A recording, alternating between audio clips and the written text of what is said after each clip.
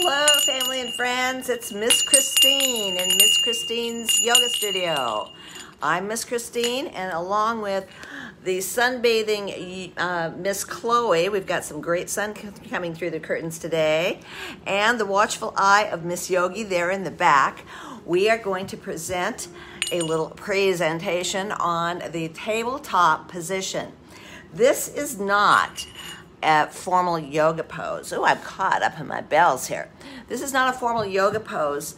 This is a position that is a transitional or a foundational position that leads to formal poses, such as cat-cow, spinal balance, downward dog, plank.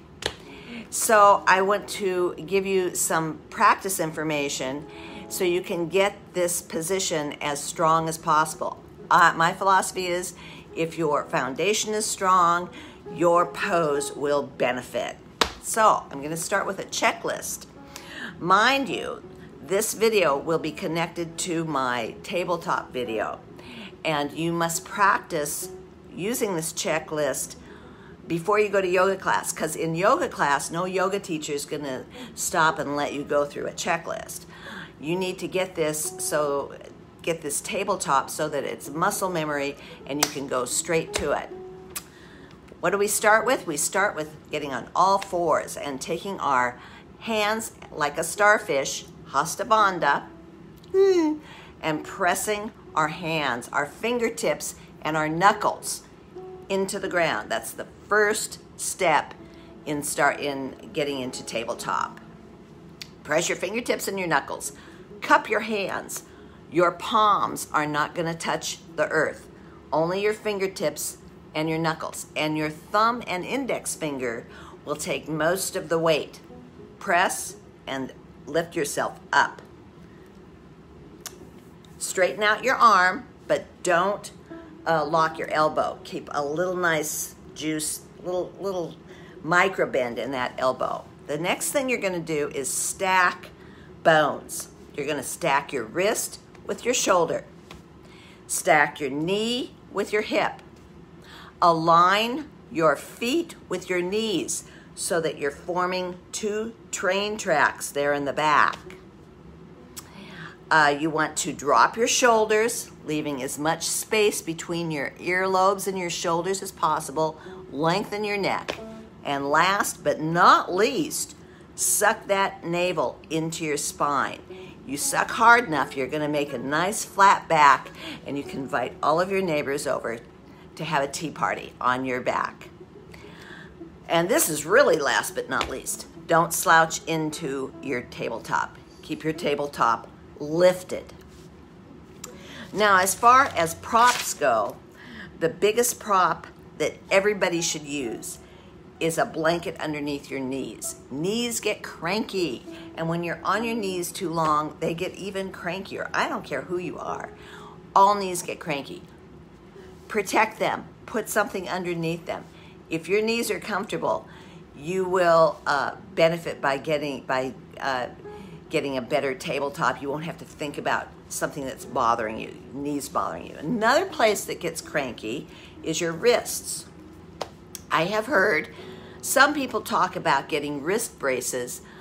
I have not had a yoga teacher recommend that to me, but I've seen people in yoga class have wrist braces and say that they really help them. So it might be something to try if you have really weak wrists or forearms.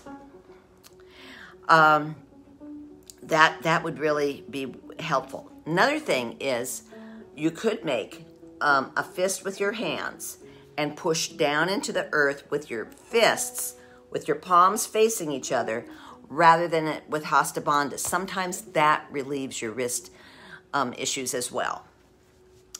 So there aren't really any modifications into tabletop.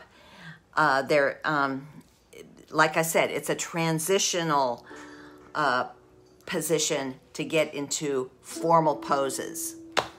But there is one variation that I'm going to mention. I have only seen it once, and that is a reverse tabletop, where you get on your back and you lift up with your Hastabandha hands in the back of you and the soles of your feet, and your torso faces the heavens.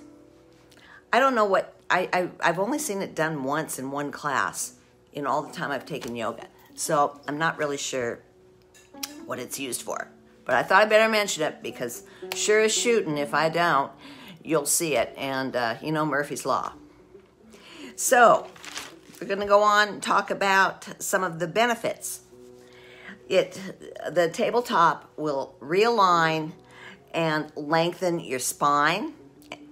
Remember to keep remember, even though you're like this, your head, your heart, and your pelvis should be aligned.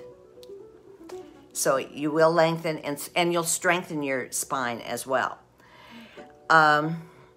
You can relieve sometimes carpal tunnel syndrome by strengthening your wrists through this position. The only contraindication for this pose is that if you have recent or chronic wrist and knee issues, and that may be a problem in getting into tabletop. So that's it for tabletop. The next video is going to be on cat-cow using tabletop. I'm not going to talk a lot about getting into tabletop. That's what this was about.